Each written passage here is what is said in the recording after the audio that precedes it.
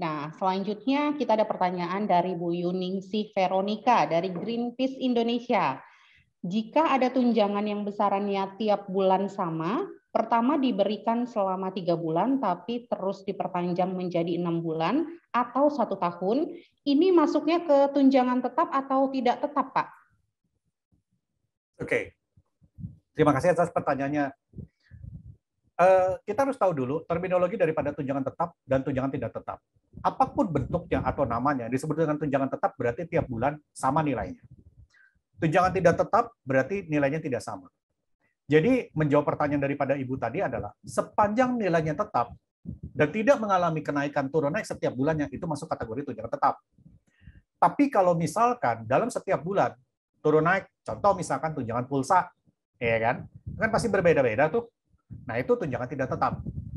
Jadi pertanyaannya bagaimana sepanjang nilainya itu tidak berubah setiap bulannya. Apakah misalkan di dalam 3 bulan pertama dia dapat tunjangan tetap misalkan 1 juta selama 3 bulan. Kemudian di bulan berikutnya dia tambah tunjangan tetapnya misalkan 2 juta misalkan. Tunjangan berikutnya misalkan berubah. Intinya setiap bulan adalah tunjangan itu nilainya sama.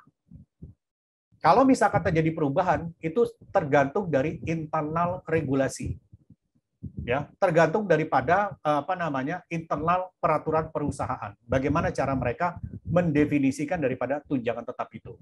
Kan kalau misalkan setelah 6 bulan ada lagi perubahan, itu biasanya perusahaan-perusahaan itu ada misalkan berkaitan dengan masalah kinerja atau mengenai masalah posisi.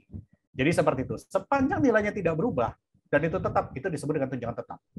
Gitu ya, semoga bisa menjawab ya Bu ya.